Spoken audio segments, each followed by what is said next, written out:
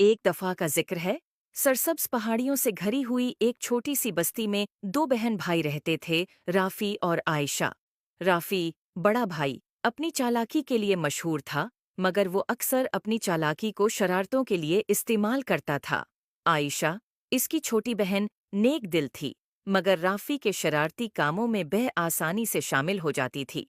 एक दिन दोपहर के वक्त, जब वो अपने घर के बाग में खेल रहे थे, इन्हें एक पुराना, धूल से भरा हुआ संदूक मिला। संदूक के अंदर उन्हें एक चमकदार लकड़ी की छुड़ी मिली जिस पर प्रासरार नक्श व नुगार बने हुए थे। तजस्सुस से भरे हुए वो छुड़ी को अपनी दादी जहरा के पास ले गए। दादी जहरा की आंखें छुड़ी को देखकर पहचान से चमक उठीं। मेरे प्यारे बच्चों, ये एक जादुई छुड़ी है, उन्होंने वजाहत की। ये ख्वाहिशात पूरी कर सकती है, मगर याद रखो, इसे अक्लमंदी और नेकी के साथ इस्तेमाल करना चाहिए। अगर उसे खुद गर्जी या बेवकूफ़ी से इस्तेमाल किया गया तो ये मुश्किलात पैदा कर सकती है। जो दादी जहरा की वार्निंग को नज़रअंदाज करते हुए, राफी ने फौरन एक बड़ी मिठाई के ढेर की ख्वाहिश की। अचानक कमरा मिठाइयों, चॉकलेट्स और केकस से भर गया।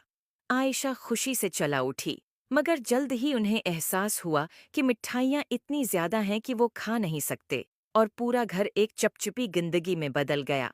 जिंदगी की परवाह किए बगैर राफी ने दूसरी ख्वाहिश की। इस बार इसने एक सुनहरी साइकिल की ख्वाहिश की। एक चमकदार सुनहरी साइकिल जाहिर हुई, मगर ये इतनी भारी थी कि चलाने में मुश्किल थी, और जैसे ही राफी ने उसे चलाने की कोशिश की, वो टूट गई। मायूस होकर इसने एक के बाद एक ख्वाहिश करना जारी रखा। हर एक ख्वाहिश का नतीजा किसी न किसी मुसीबत में निकला। आयशा, जो ये सब देख रही थी, इसे दादी जहरा की बातें याद आईं। इसने नरमी से राफी से छुड़ी ले ली और कहा, चलो इसे अक्लमंदी से इस्तेमाल करने की कोशिश करें। राफी, शायद हमें ऐसी चीज की ख्वाहिश करनी चाहिए जो दूसरों की मदद करे। राफी ने हचकचाते हुए इत्तेफाक किया। आयशा ने अपनी आंखें बंद कीं और बस्ती के खशक कनवे को ताज़ा, साफ पानी से भरने की ख्वाहिश की।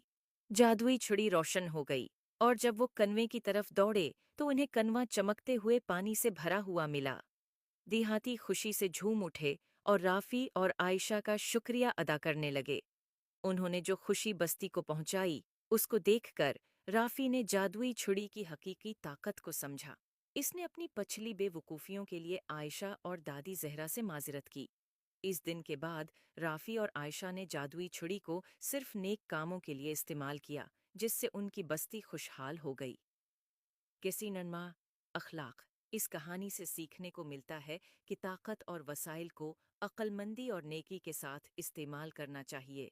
खुद गर्जी या बेवकूफ़ाना अमल मुसीबत ला सकते हैं, मगर जब उन्हें दूसरों की मदद के लिए इस्तेमाल किया जाए तो वो खुशी और खुशहाली ला सकते हैं। उम्मीद है आपको स्टोरी पसंद ए होगी। Thanks for watching. Please like and subscribe my YouTube channel.